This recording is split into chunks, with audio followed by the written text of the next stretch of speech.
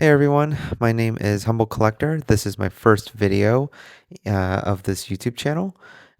This YouTube channel and this video is really going to be meant for myself, for me to look back on. It's essentially a kind of a timestamp on where we're at in Pokemon TCG in 2026, early 2026. And so I just wanted to kind of put all my thoughts together and kind of ramble on a bit about where we're at in the state of the market. And so, if anyone wanted to listen along, you're more than welcome to. Of course, none of this is going to be financial advice, and this is all essentially for myself first. And so, I'm going to try to do this all in one take, and there's going to be lots of kind of tangential thinking. There's going to be lots of rambling. I'm probably going to stutter or stop and pause to think about what I have to say. Um, and a lot of the opinions are completely subjective. A lot of the evidence is half-assed and or just purely anecdotal. And so please, if you are listening to this and you're not me, well, just take it for a grain of salt and kind of put this into your belt or your repertoire of kind of things that maybe other people who are interested in Pokemon as well are thinking about. But by no means take this to the bank because it's purely some random person's opinion about what we're doing here in the Pokemon TCG. Um, just a brief introduction, I guess, for myself. Before I talk about what this video is really going to be about. So I am a US citizen, grew up in the United States my whole life, was introduced to Pokemon at a very early age, and was an enthusiast of Pokemon from basically as early as I can remember up until about middle school, high school. I collected the TCG, I played all the video games, and then, and I was heavily invested into the lore and all the artists. And then slowly, I kind of lost interest as many do. And then I was out of the hobby for about 10, 15 years, besides playing some of the, DS and 3DS games. And then coming back around the end of the XY, early Sun and Moon era, and then sticking around just through, Sword and Shield and Scarlet and Violet, and now Mega Evolution. And now we're here in 2026. And so I think I have a pretty good grasp on the nostalgia aspect of this hobby. I also, was around during the Sun and Moon when Pokemon really began to print a lot more, and the hobby suddenly became more of quote unquote an asset class, which I have very strong opinions about later on in this video to talk about. And then up until now, and now we're really thinking about Pokemon as excuse me, Pokemon as really like this, kind of this behemoth of a, quote unquote hobby, but more so just this kind of I don't know, this big convoluted mess that we're at right now. And so that's kind of my introduction. I've done a ton of research and kind of analytics and thinking and watching basically every single YouTube video, podcast you can on Pokemon the past few months. And so I feel like this is going to be a big memory and opinion dump on where we're at in the entire hobby. And so, where should we start with this? I guess we could start at the I guess we can start with first who I am, as in if I'm a collector or an investor, where I put my money, where I put my time and interest. So do Pokemon is just a fraction of my actual interests and hobbies. So, I call myself a humble collector because, I have a real job. I'm in my 30s, but I divest only, a fraction of a percentage of my net worth and annual income into Pokemon. And so, as much as I enjoy the hobby for what it is, whether, it's, people throwing tons and tons of money into it, or just people looking back at their childhood, or children, who actually want to play the game, for whatever, I find interest or passion in related to Pokemon. I put in a lot of time, but not as much money percentage wise. And so that's where I'm coming from. Um, and so, yeah, it's just a fraction of, my net worth. I think I'm pretty, kind of educated in terms of how I should be navigating my 30s as someone who is living in America and thinking about their future financially. And so, this is purely a hobby for me. And of course, you know, anyone who is interested in a hobby, there of course is going to be some degree of um, interest in the money aspect, but I try not to think about this as much, and so just take that into consideration when I talk about all of this because I don't trade Pokemon like I trade stocks. I am a true collector in that I'm passionate about the things that I want, and I don't really buy things purely for their value or speculation. I have lots of sealed products that I try to purchase, one or two boxes or ETBs of new modern product, but that's purely because I enjoy holding those items, because I think there is a part of me that wants to live, kind of live their childhood again of buying new sealed products. But I don't really think about, thinking about this as a long-term investment or anything like that where I intend to get rich off of it.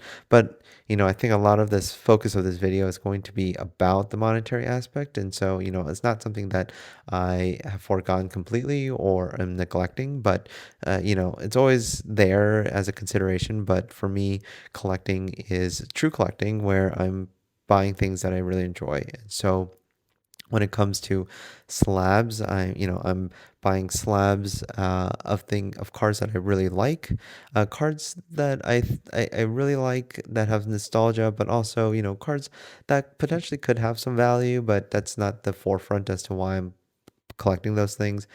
And also the PSA or whatever grading company you decide to use. I'm not going for the tens or the pristines.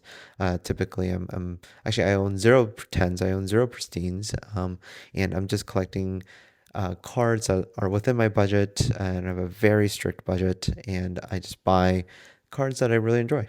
And some may be more expensive than others, and some I expect probably will have a better return than others. But my thesis is long term. I'm thinking 30 to 50 years, and I don't really care what happens within the next 1 to 25 years. And so, I have a commitment, I have a passion, and I'm just buying things that I really like.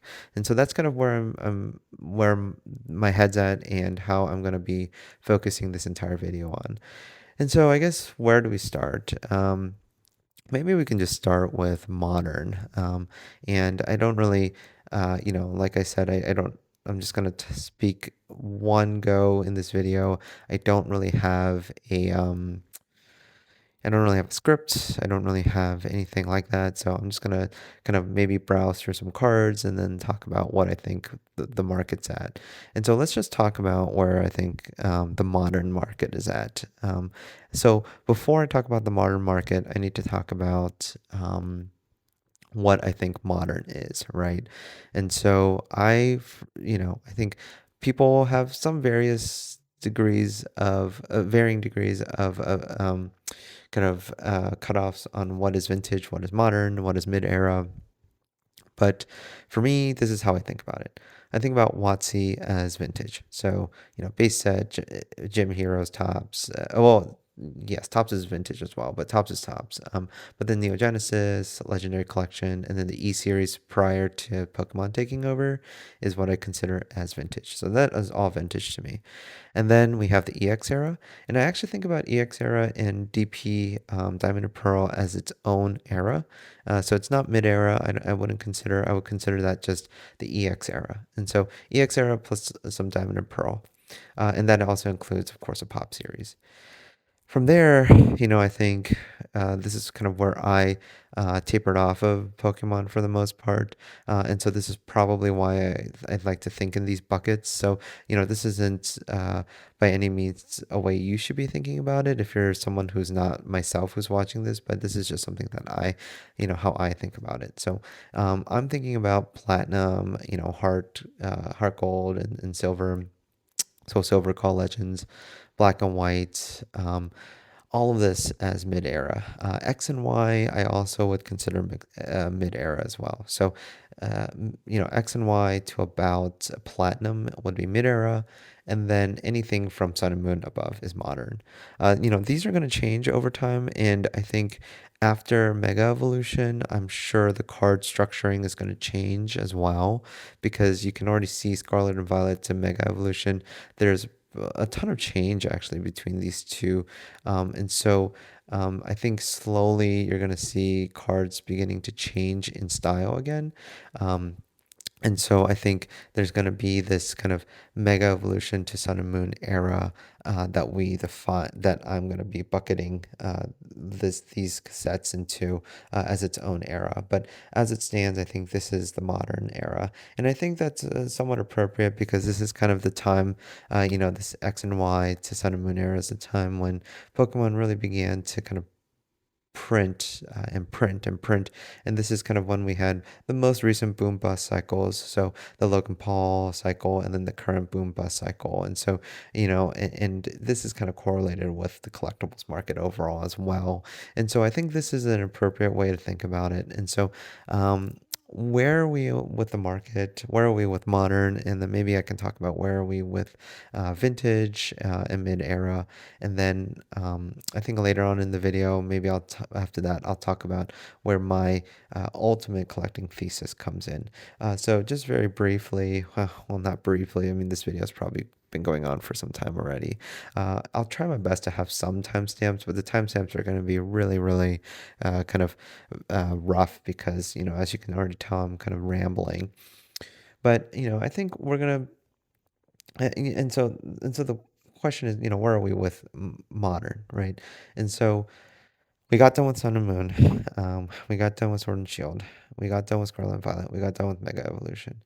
So a lot of people, I think are really struggling uh, who are in the hobby um, to in considering, where are we going with prices? So prices are skyrocketing, and I think there's a lot of shifts between this and One Piece, and there's a lot of scalping, there's a lot of bots, and there's a lot of speculation. And you already see, things like Ascended Heroes, it's essentially unattainable right now.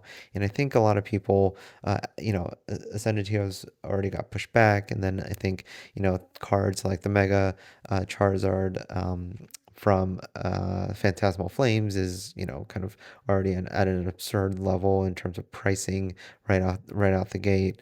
And then, some of the sets from Scarlet and Violet basically you couldn't even get. So like the black and white, really it was difficult to get. The prismatic also had been difficult. Um, and luckily, I did have, and if you were here before the current kind of mania, you did have some opportunity to collect some really good sets like 151. But I think all in all, as it currently stands, it's been really difficult to get sets.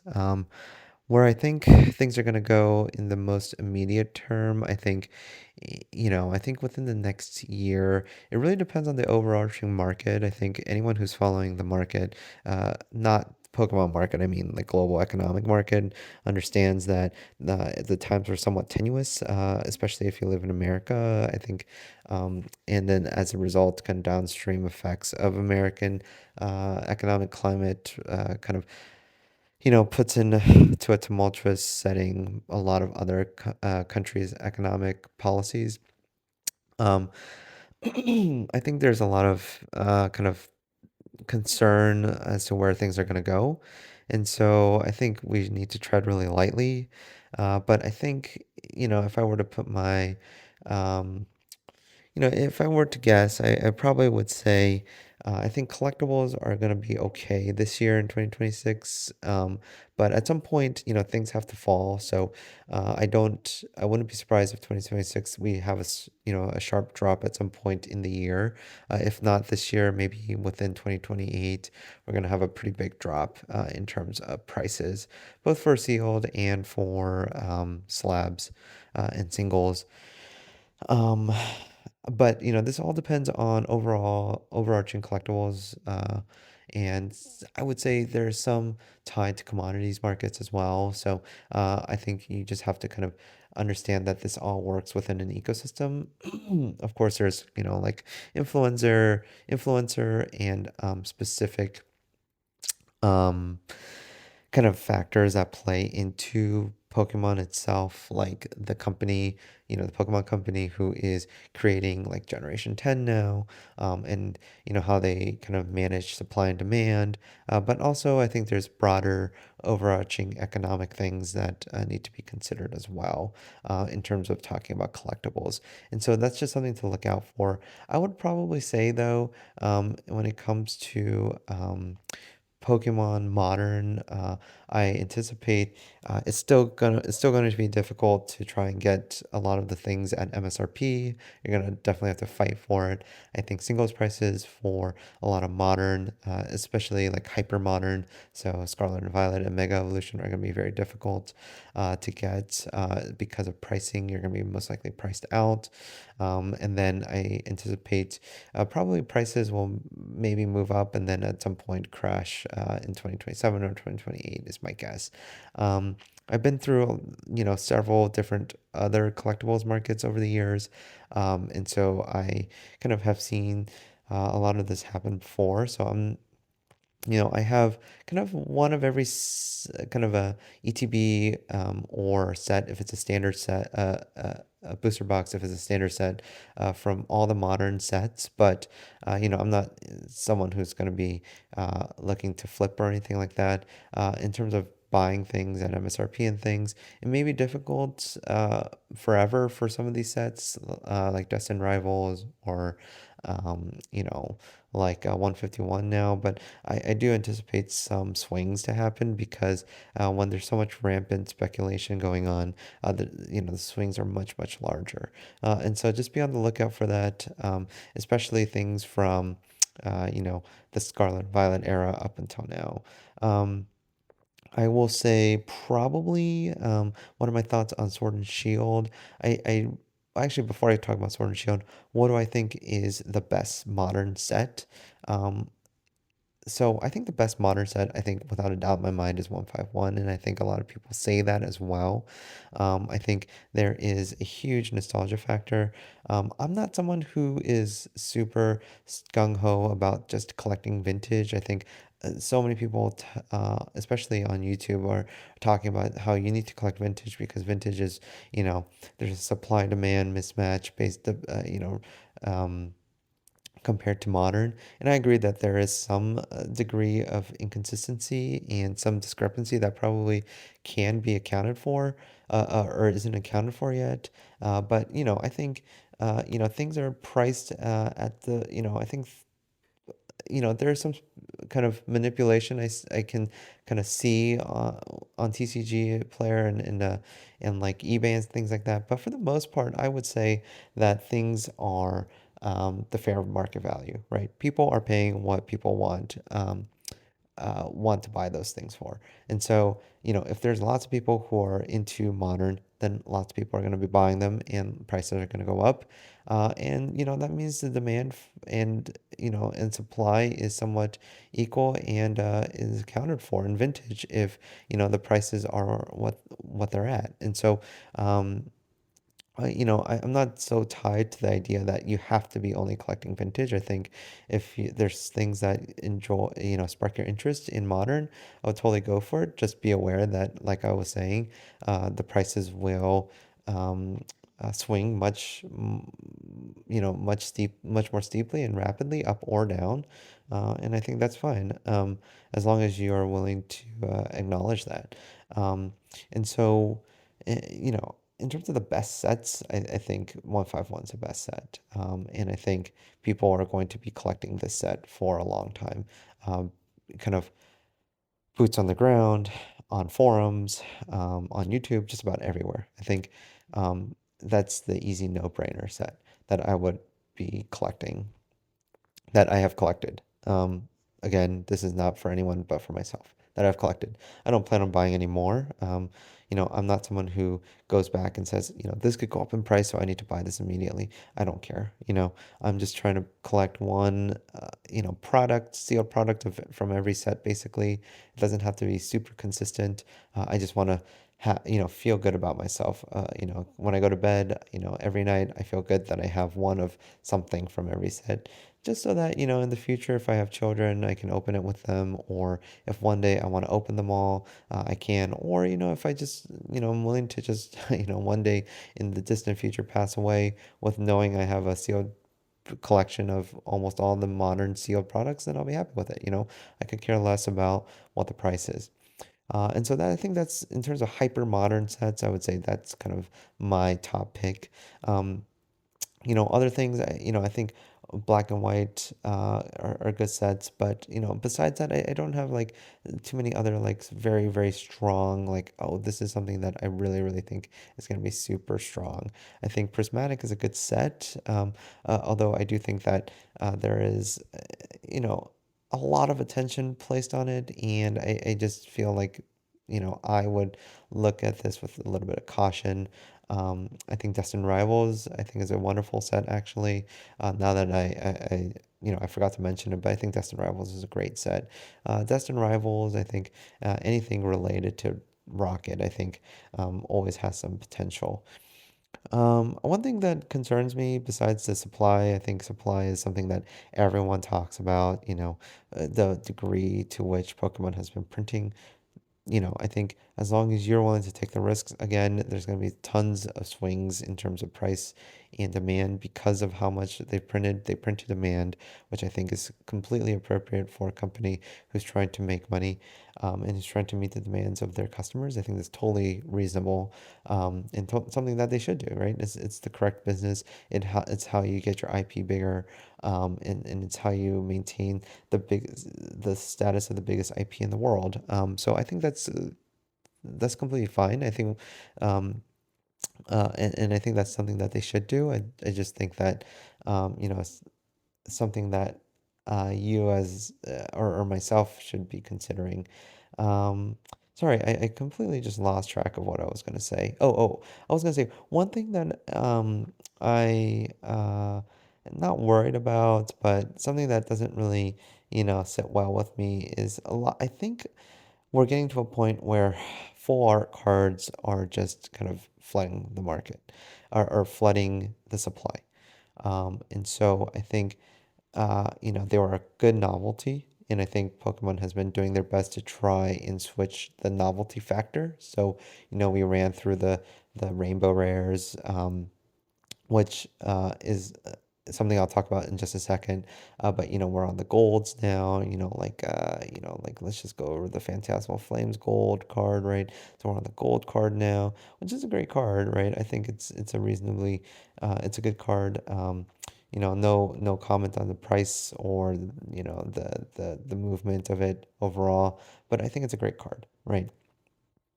Um, and then we have something like no, no, but I guess all in all, what I'm trying to say is I think the novelty factor of these full arts or kind of alternate arts are kind of leaving my interest. I think looking back at older cards, I I think the full arts, alternate arts don't matter as much to me, and I think that's because I'm someone who's older. I think for a younger audience, I still think that's important. But I think for someone who's trying to chase, someone who's trying to collect something that's unique and new, whether that's for their own personal interest or whether that's for monetary gain or for something in between, there may be some, something to kind of critically think that, over in terms of what is going to be something that people will want in the future and will be valuable. But I think that's all I have to say about where I think the next year is going to go for these two sets. Sword and Shield. So, what do I think about Sword and Shield? I think overall, um, I was here for both of them pretty heavily. Which one do I like better? Scarlet and Violet, Sword and Shield. I think I like Sword and Shield better. I think Sword and Shield had a little bit more cohesiveness. Scarlet and Violet was wonderful. Don't get me wrong. I think there's some stellar sets. Maybe it felt more cohesive because the mania behind it and the hype behind Scarlet and Violet was just way more inconsistent for certain sets, like for example, Prismatic versus Obsidian Flames or Prismatic versus Scarlet Base, something like that, where I felt like Sword and Shield, yes, besides Evolving Skies, Sword and Shield overall had a pretty good kind of level of attention. Of course, it did go through its own set of mania, kind of like hype boom bust cycle as well, with, of course, like Champion's Path and um, and the Pikachu and things like and the Gigantamax Pikachu and things like that. But I th I think overall, in terms of cohesiveness, I enjoyed Sword and Shield a little bit better. Um, I'll be honest, I enjoyed the Rainbow Rares, and I think we'll look back on Rainbow Rares as something that is um, more special than people thought. I think people are quick to jump on the boat, especially if other people are thinking about the same thing. Like, you know, um, oh, this is an ugly card, so I don't want it, and I'm not going to collect it. But I disagree. I think coming into this with a fresh mindset, kind of looking back at it, I really enjoy a lot of the rainbow rares. I think some of them are ugly, but I think some of them, are generally cool looking. And I think that a lot of the rainbow rares. Um, Especially when you go into Sun and Moon, honestly, are pretty cool. But I think that's really more or less what I have to say about Sword and Shield. I think the prices are still pretty high. Um, and the demand's, I think, still there. I think, people talk a ton about Crown Zeniths, Crown Zeniths, Crown Zeniths, Crown Zeniths. I think it's great. I think it's a great set. Evolving Skies, I think, will be that kind of outlier that will remain a great set. I think what people mostly say about Sword and Shield, I tend to agree with, and nothing else to really say about it. Sun and Moon, I think is probably my favorite modern kind of era. I love it. I think probably the best, probably one of my favorite kind of modern sets is Tag Team. Uh, I think, sorry, not Tag Team, Team Up. I think Team Up. The novelty is cool. I think the novelty factor is cool, but I think the card art is amazing actually, and I think there is something really unique going on there that we weren't able to really, we're not really able to get back in terms of how they feel in the current era in 2026. I think there's something really cool about tag team. And is this nostalgia based because this is when I got back into the hobby? It's possible. But I think the interest in people's sentiment about it begs to differ. I think a lot of other people also are seeing that there is a lot of interest in Sun and Moon, and so I think overall it's the coolest. I've been trying to collect actually more Sun and Moon cards. I think it also has some of the best promos out there. And I have an opinion about promos. I think promos are, at the end of the day, I think promos are great. I think promos are hard to grade, regardless of if, you're guaranteed to get it in the box. It's still, there's not the easiest things to grade. And so, people who are chasing them for high grades, still will have a difficult time getting that high grade. And also, I think overall, and maybe even harder based on how they're presented in the box, to be honest with you. But I think in terms of art quality, the quality of the art is just phenomenal. And so I personally really like promos, and I think the Sun and Moon promos are some of the best. And so that's where we're at, I think, with modern. Um, and so I guess I'll talk kind of briefly into, and that's kind of about modern in relation to the immediacy of things. I think within the next year or two, I think there's just going to be lots of swings, up or down. Um, I think overall, in terms of, and I think I'll talk about my overall thesis now about investing and collecting, mostly collecting and a little bit of investing. So in terms of collecting, what do I do? I think as someone who is in their 30s, who grew up with this hobby, and who now has an income that is able to sustain this hobby, I think my focus is here. It's really where I left off. It's really where a lot of my early, kind of later, no, I would say kind of like a mid childhood, and lots of core memories were built. so this EX era. And I think there's a push and pull here because um, the EX era, as many know, is one of the lowest printed sets eras ever. So there's no official data, but from what I could gather, some of these boxes may actually be even more rare than Skyridge or Aquapolis, or any, of course, any of the other older sets. So things maybe a lot of people haven't even heard about. Hidden Legends, EX Deoxys, EXT, uh, you know, Team Magma, Team Aqua, EX Dragon, EX Emerald. These are this is kind of in the thick of kind of the downswing in Pokemon during this time, and so you know, for me, I wasn't aware of that. Right, I was a child when I was enjoying this hobby, but I think where the franchise was at was not very good. And so I think, what do I think about that? Well, I think to analyze, the least amount of boosters were made in this era. And so it leads to a lot of people speculating because, you know, anything with low supply is going to bring in a certain type of investor, quote unquote investor, right? Or quote unquote collector. I collect this era because it is um, really close to my heart.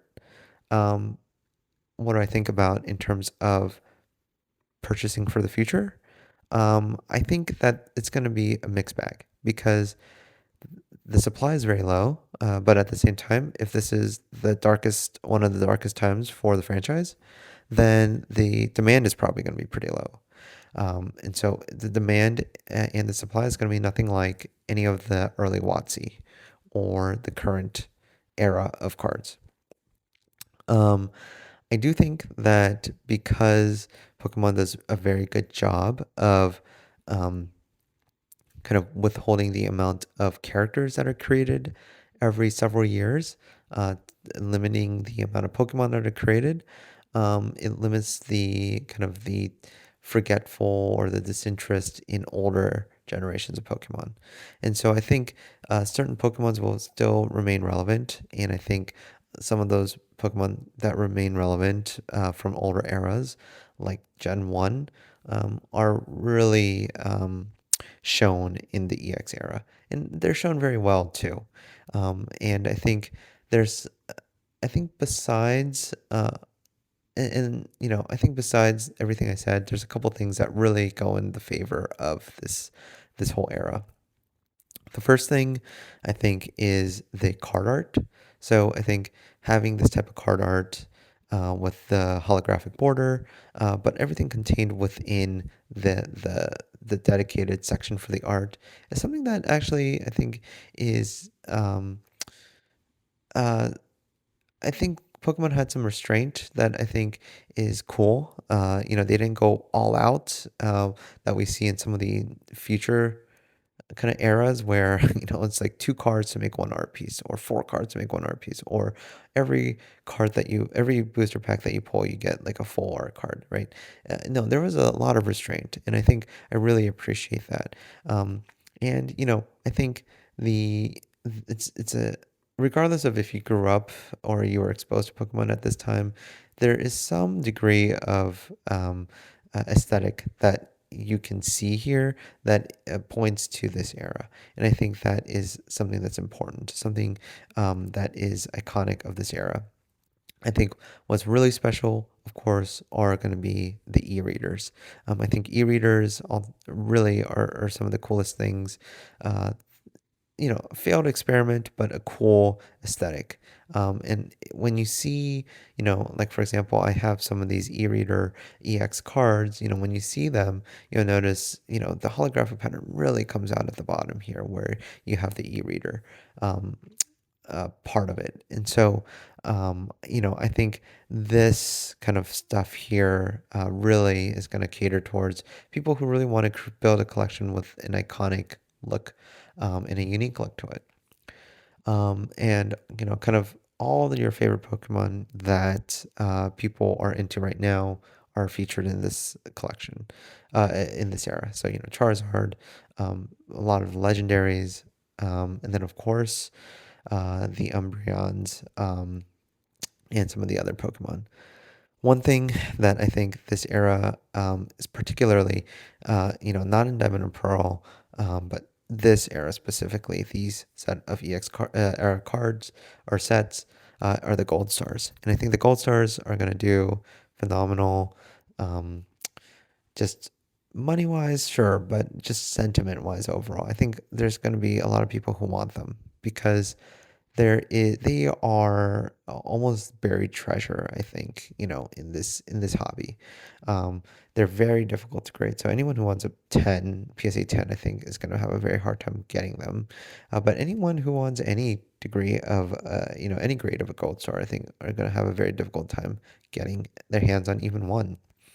Um, Especially kind of the higher demand ones, but even the lowest demand ones. So like, the Registeel, the Regirock, the Regice, I think these are phenomenal looking cards, and they go for a hefty amount. But beyond that, I think the card art, and then the iconic gold star right next to their name, really, really sets these cards apart from basically any other type of card in the hobby. And I think they're attempted to be recreated with the gold cards in the hyper modern sets, um, and things like that. But they just don't hit the same. And I think there is a good lore behind them, right? So I think you know. Let me just search Gold Star Pokemon. Right. I think there is, you know, like a degree of gold star Pokemon cards. Uh, like the art quality, the consistent art quality, but also the lore in the sense that, for example, the legendary dogs, a portion of them were stolen and put onto the market, and that's why their pricing is lower. The fact that a lot of them are shiny, and so the color scheme is different. For example, on that Celebi, or on that Charizard, some of them are Delta species, and then the card art, of course. If you've ever held a Gold Star, you'll notice that the hollow foil pattern is completely different on these versus EX or any of the other cards. And then, of course, they feature some of your favorite Pokemon, like the Umbreon and things like that. And so, I think in terms of collecting for the future, my focus is really on the EX era. Um, and I think people will have differing opinions based on when they entered the hobby. I know people who entered the hobby much before I did, because they're older. I know people who entered the hobby because of Pokemon Go. I know people who entered the hobby because there's money to be made in this right now. And so, sentiment is going to go swing one way or another. But I think this is where my focus is genuinely at. In terms of what I'm collecting in this, anything I can get my hands on, particularly the EXs and the gold stars. But like I mentioned, I only portion a tiny, tiny fraction. So I'm buying the lowest grade PSAs. I kid you not, the lowest grade PSA EXs that are affordable. Um, and But I'm doing this over a long period of time, and so I've been tracking the market over time, and so I have noticed, cards do get more and more expensive, especially like the gold stars, which I don't own very many of. But I think that's kind of where my head's at in terms of buying things. But what is my thesis in terms of timeline? In terms of timeline, I am really committed to a 30 to 50-year timeline for my cards.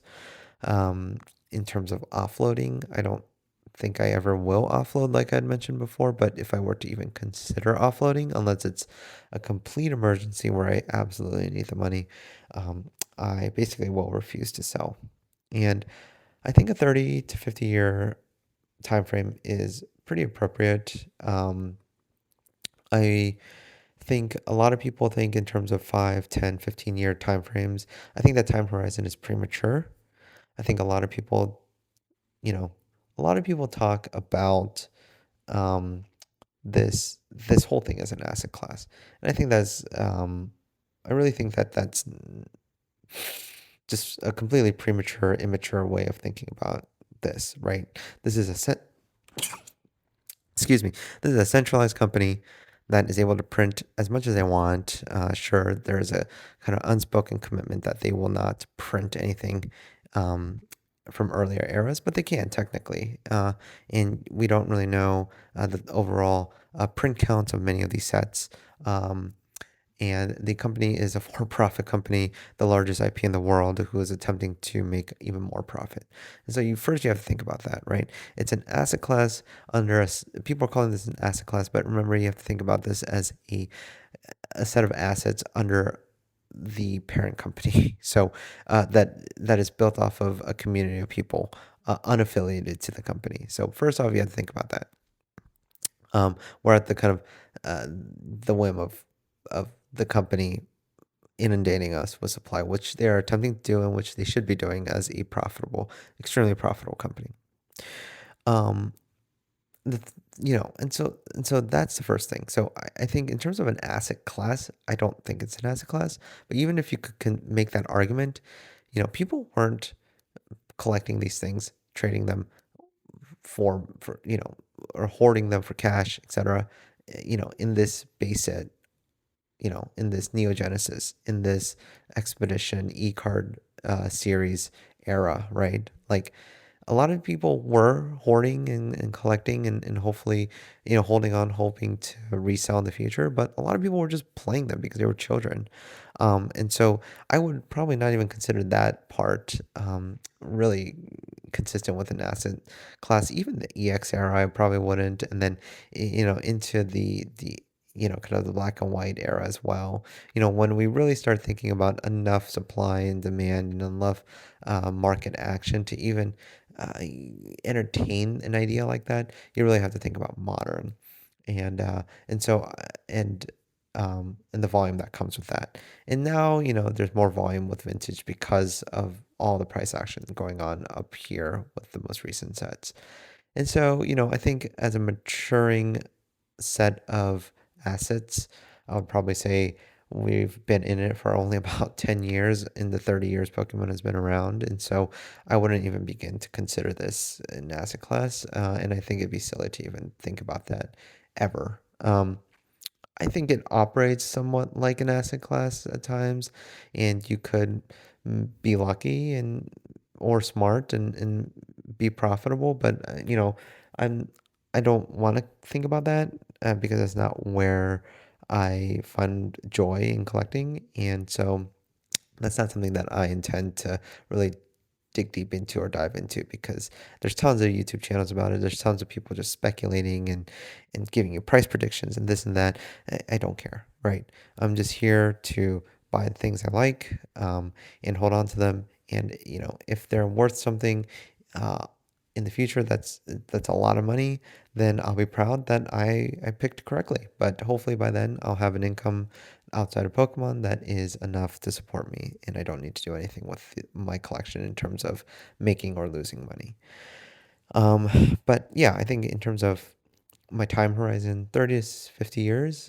So, I will be close, hopefully I'll be alive in 50 years, but, I think that is my time frame for where I'm going to be really more focused on pricing, I think, because, within the next 5 to 25 years are going to be a lot more boom busts. And with the S&P as high as it is right now, there's about to be a correction. And if there's a sharp correction that results in any degree of, some sort of recession or some sort of constricting in terms of retail sales, I think collectibles are going to be at a huge risk, especially collectibles that have been, you know, inundated with supply, and inundated with speculation and scalping. And so I think prices are just going to swing really hard. And I don't really care to I'll just ride the waves and I don't care to time anything. If anyone knows anything about investing, actually the literature shows, one, you're not supposed to time the market, and two, it's better to lump sum than DCA. And so I am lump summing what I have into what I can. That's within my budget. I don't really dollar cost average my Pokemon cards. I buy and I hold. And then I ride through the bumpy eras, whether that's up or down. And I think I'm just committed to, what my collecting slash pseudo investing thesis is, which is, I'm purchasing this kind of sorry, not mid era, but this EX era set of cards that I think are important to me personally, but also important to this entire hobby. I think this era marks a point where Pokemon really figured out how to kind of get a better grasp on its own IP, figure out its TCG better, and kind of move forward with the hobby overall. And so, yeah, I think that's kind of where I'm at in terms of what I think for the future. What I think about modern 30 to 50 years from now, I'm very cautious of what I buy here because I just buy things that I like, right? I'm not going to buy a $500 card from Phantasmal Flames, like a month in from its release, right? This is a wonderful card, this Mega Charizard. I think one day I would like this card, but I want that card. I refuse to pay anything more than like $100, $150 for that card. And people are going to hear that and they're going to laugh, right? They're going to say this is never going to go down that much. That those people may be right, and I may never get that card, but I could care less, right? I'm working within the confines of my budget, and if I get that card one day, it'd be great, right? It's a wonderful, beautiful card, but if I don't get it, it's fine, right? I think it's better I stick and stay committed to my vision than the other way around. I think one thing that will stand out, everyone talks about it, but I genuinely do think so, is the set 151. So I do have the trio, the Blastoise, Venusaur, and the Charizard from this series. They're I will say, I think PSA grades, like I was talking about, I don't go for 10s. I do think that a higher PSA grade probably would be more beneficial in the more modern era. I don't necessarily think they have to be 10s. If you can afford a 10, or you're a perfectionist and you go for a 10, I think that's great. But I think with the amount of demand out there, it's probably best to go for a higher grade card, just to kind of protect, whatever investing thesis that you have based around your cards. Um, I think if you want to look for the best art, though, I think you have to really go through each era. And I think some of the best art actually is in the Sword and Shield era. And so I think some of these cards down here, are gonna do wonderfully. Recently, I saw this Deoxys. I didn't know this Deoxys even existed. Actually, it kind of uh, went under the radar for me, but then I saw it somewhere on a forum, and the moment I saw it, I bought it immediately. It's not a PSA 10, but I did get a tag 9 on it, and yeah, I think it's great. Oh, and that leads me to the next thought. Tag, CGC, Beckett, PSA. Um, PSA has a monopoly. I think they have a almost what people are considering a genuine monopoly. I think what to hold for the future. I think probably you should be holding PSA because they hold that monopoly. Monopolies are not forever, and interests do change, and legitimacy does change. Companies go under, et cetera, et cetera. But I think it's looking like PSA will probably be the ultimate kind of the holder of the majority of the market share for graded companies and cards. I think if you can get a good deal on like a SGC or a CGC or a Beckett or a tag, I'd probably go for that and regrade into a PSA. For me, I collect any slab I can, especially if I get a good deal for it, because I know in 30 years I can just crack them open and regrade them to whatever company is grading is the most legitimate company to grade at that time. So personally, I don't care. And then what grade do I collect? Like I had mentioned, I really grade. I get higher grades for the modern just to kind of be safer. But for the very expensive kind of mid-era, EX era series cards, I just get whatever I can. My personal um, my personal interest is, you know, I would like to avoid creases. If I have to get a creased card, uh, it's gonna be painful, but it better be a card that I really want or an amazing deal. Uh, you know, if it's a fold, not even a crease, but a fold, that's gonna be tough. But I do have some folded cards, PSA ones, but or PSA twos, but if I really want them in my collection and that's the only way I can get them, then that's how I'm gonna get them, right? Um, but overall, I don't really look for the PSA grade, more so how it looks on the front, because the front is what people are looking at, it's what I'm looking at, and having kind of a nice face, even if that's at the compromise of a really poor back of a card, that's what I look for. Um, and so, yeah, I think that's where I'm at with collecting. Now, what do I think about WotC? I didn't really talk about WotC. I think WotC is going to do well. So I think WotC overall, people are saying sleeping on vintage, people are sleeping on vintage, blah, blah, blah. I think vintage is moving just fine. It's not moving as fast as modern. And if you're unhappy with that, then change how you're collecting, right? Change how you're or investing, right? I think how WotC moves. You can't. People are talking about how modern Pokemon exceeds the S&P, exceeds gold, exceeds Bitcoin in terms of price fluctuations over the past year. I think those people are preaching something that is not safe. It shouldn't be ever taken for financial advice to suggest that a card game moves better than the stock market, and so you should start investing in that stuff. I think one is an irregularity, whereas another one is a showing of a more mature market. And I think the vintage market is a little bit more mature. There's a lot of collectors in here who are not willing to sell, who are older, and I think the market base is just the demographic of holders are older too. There's a lot of supply in the earlier sets, especially base set, just because of the initial demand in Pokemon in 30 years, 27 years ago when the 99 set came out. But I still think that it is the epitome of what Pokemon stands for in terms of a TCG. So I do think that it's going to be a good set to have.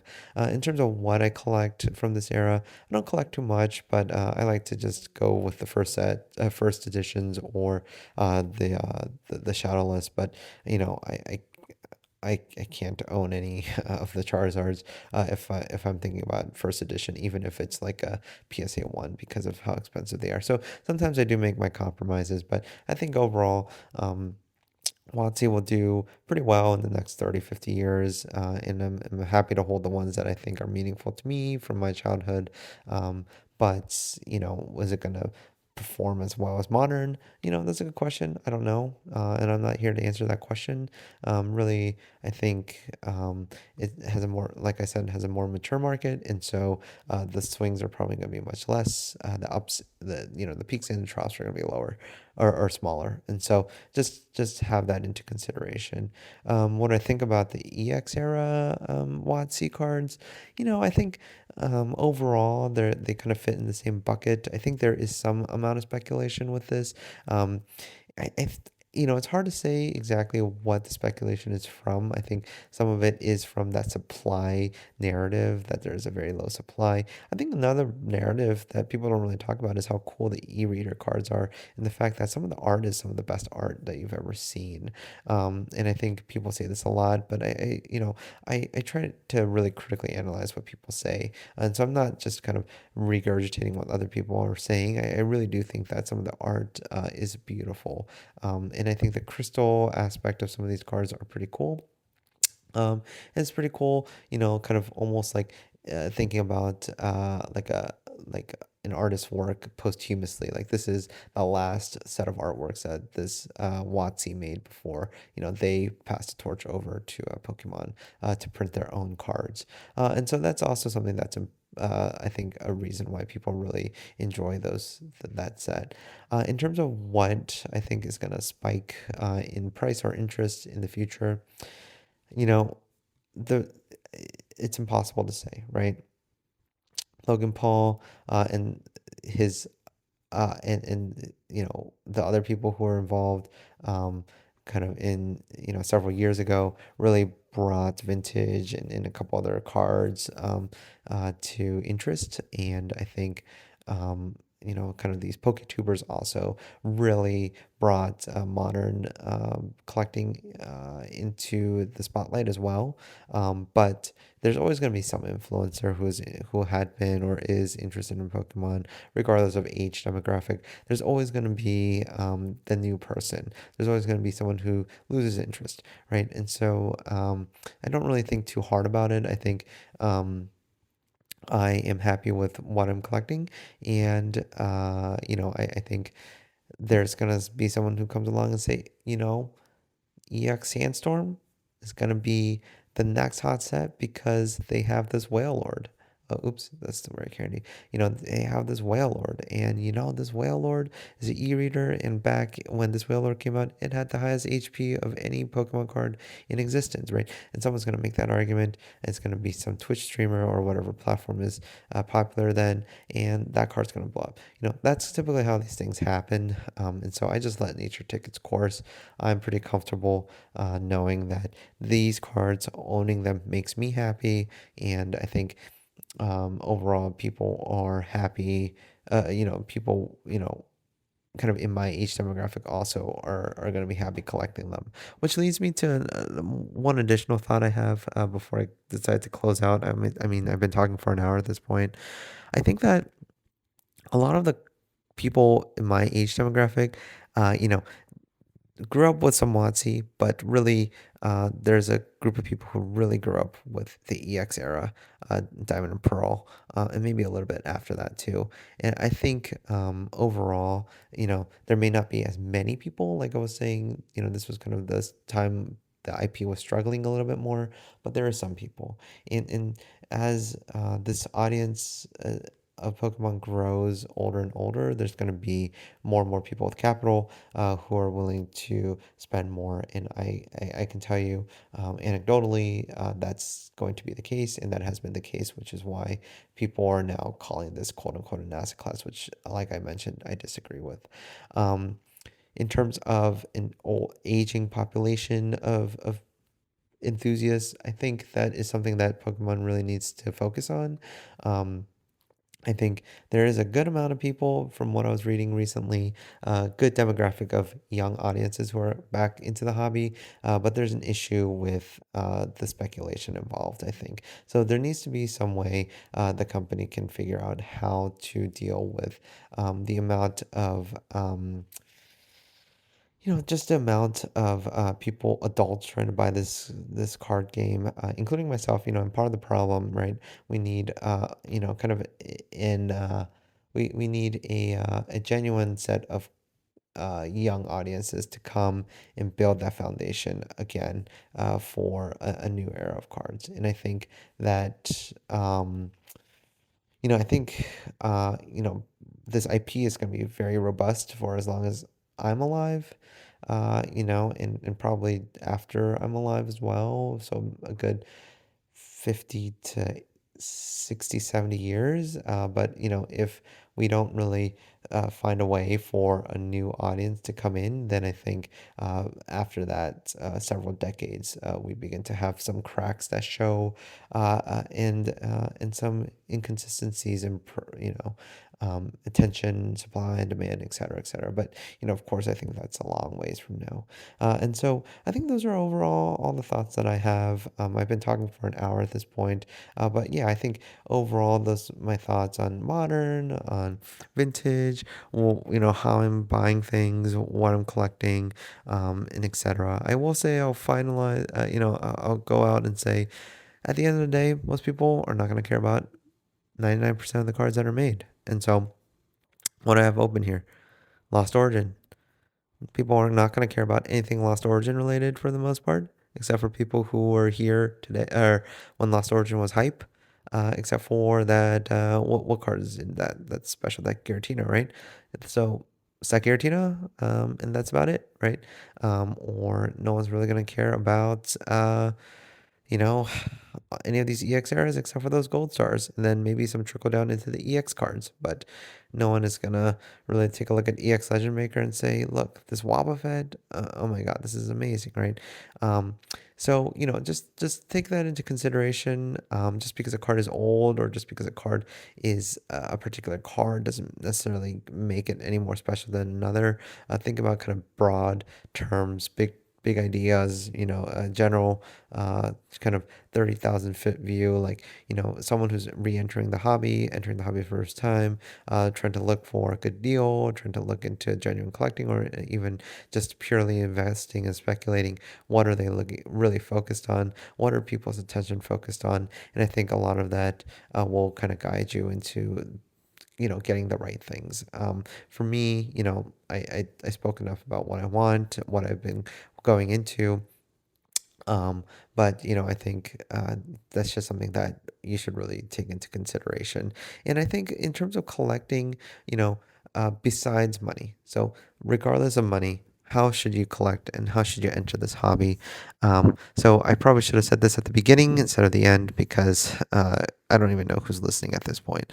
But I think, if you are someone who is just getting into the hobby and you're overwhelmed with the amount of things that you are being bombarded with, buy this, buy that, buy this, flip that, buy this flab, buy this single because it's going to go up in price at this point, blah, blah, blah, blah, blah. I urge you. I know most people won't do this, but I urge you to just do some research. I urge you to look at a card. If you really think that that card is going to be cool or important or is going to be as expensive as someone says it is online, I urge you to go back a year from now or go back to videos a year ago and look at what people were talking about that were hype back then and what people speculated on. And look at the price fluctuations. Look at the price drops and the price spikes. Look at how that correlates with what people are talking about in terms of the market and overall global or collectibles markets as well. Um, Look into the interest in those sets, what the market movers were, who the market movers were as well, and the supply and demand at that time. It's hard, but if you are trying to build a robust collection or are investing or anything in between, I think that it's important to do some research into the things that you are interested in purchasing or in collecting or acquiring. And so I think, the biggest thing I have to tell people is just research before you decide to invest anything that you're not willing to lose, right? Um, and in terms of, yeah, I think that's really it. I don't think I have anything else. I'm not talking about any specific cards here. Um, I think in terms of which Pokemon are popular. I think Pokemon does a good job as a company to really direct the audience into being interested in particular Pokemon. And I would just make sure you are following those things, those trends. Like, you know, I don't really need to talk in depth about it. People for the most part, the more they're exposed to this hobby, are aware of which Pokemon were being directed directly from Pokemon to be interested in. Or sometimes the community guides that. But yeah, I think that's really my whole thing. I need to go to bed. I have work in the morning. And so thanks for listening. Or, no, thanks for listening. I could care less who listens to this. Um, it's just really something for me. So I'll check back on this video maybe in 10 years, 5 years probably, then 10 years, then maybe 20 years, then maybe 50 years, 60 years, if YouTube's still around, of course. And I'll see where my portfolio's at, where my mind was at, where my money was at, etc. But anyways, thanks for listening. I don't know what my next video is going to be about, if I'm ever even going to make another video, but we'll see. Thank you.